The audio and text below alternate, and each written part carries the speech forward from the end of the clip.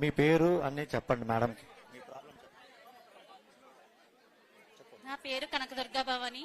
నేను గంగవరం గ్రామం మాకోరపల్లి మండలం నుంచి వచ్చాను.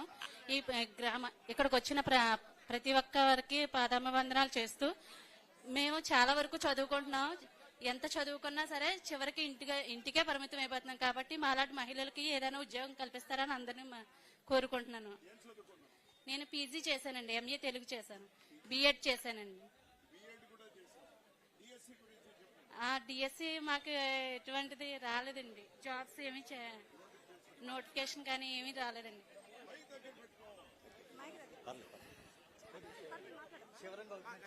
డిఎస్సి నోటిఫికేషన్ రాలేదు. అవునండి. వెయిట్ చేస్తున్నాం, ప్రిపేర్ అవుతున్నాను. గ్రూప్స్ కూడా ప్రిపేర్ అవుతున్నానండి. 2 ఏళ్లుగా ప్రిపేర్ అవుతున్నాను మేడం.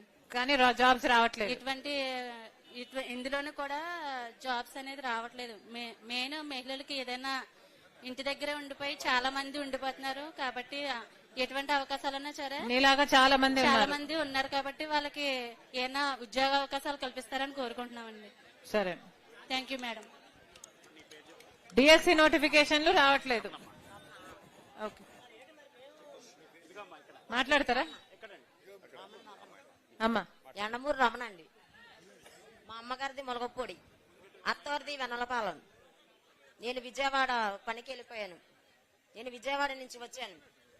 మరి ఏంటంటే మరి నేను చెప్తాను, మరి అర్థం చేసుకోవాలి అందరూ కూడా.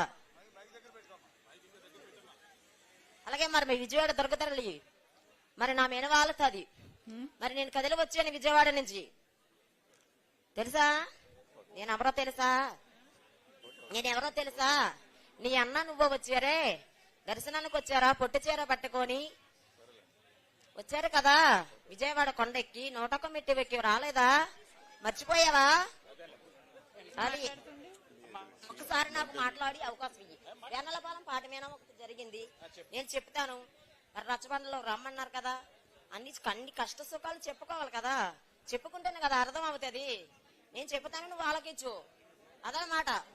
నీకు ఆడబిడ్డ ఉంది, నాకు ఆడబిడ్డ ఉంది, ప్రతి ఒక్కరికి ఆడబిడ్డ ఉంది. కానీ ఒక ఆడబిడ్డకు అన్యాయం జరిగితే ఎంతమంది నాయకులు ఉన్నారే, ఎవరన్నా సాయం వచ్చారా? వాళ్ళకి ఆడవాళ్ళు కానీ మొగోళ్ళు లేరని ఎవరన్నా కూడా వాళ్ళకి సాయం రాలేదే. వాళ్ళు పగవాలే వెళ్ళి వాళ్ళకి నాకు అర్థం కాలేదు తల్లి, నీ సమస్య ఏమిటి? నేను చెప్తాను, ఆగు. నీకు అర్థమయ్యే వాళ్ళకి అర్థమవుతుంది, అప్పుడు వాళ్ళకి చెప్తారు. అర్థమయ్యే వాళ్ళకి అర్థమవుతాం, మీకు చెప్తారు. ఒకే ఒక్కసారి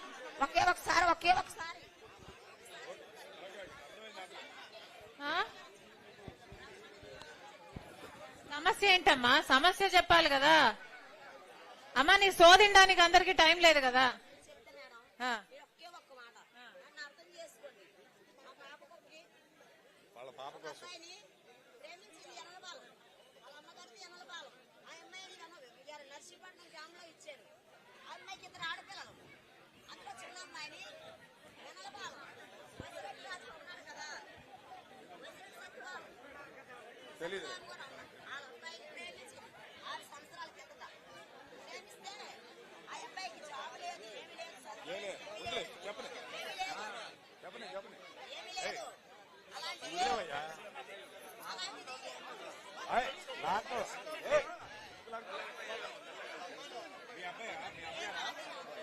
మీ అమ్మ వాళ్ళ అమ్మగారేలండి, వాళ్ళ అమ్మగారే ఈ బాబు వాళ్ళ.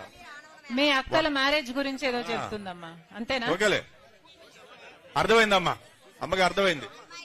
అమ్మా ఇది పర్సనల్ ప్రాబ్లం కదా తల్లి, ఇది పర్సనల్ ప్రాబ్లం కదా అమ్మా. మళ్ళీ మాట్లాడదాం. అర్థమైంది తల్లి.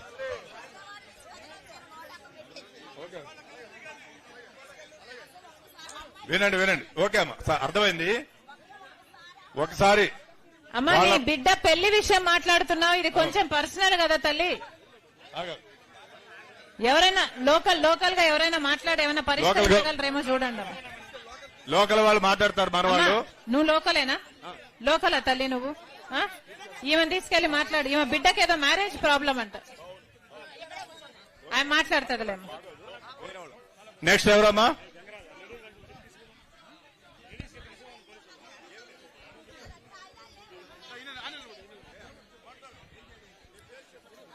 నా పేరు పనుపు బెన్నీ అండి. పనుపు బెన్నీ అండి.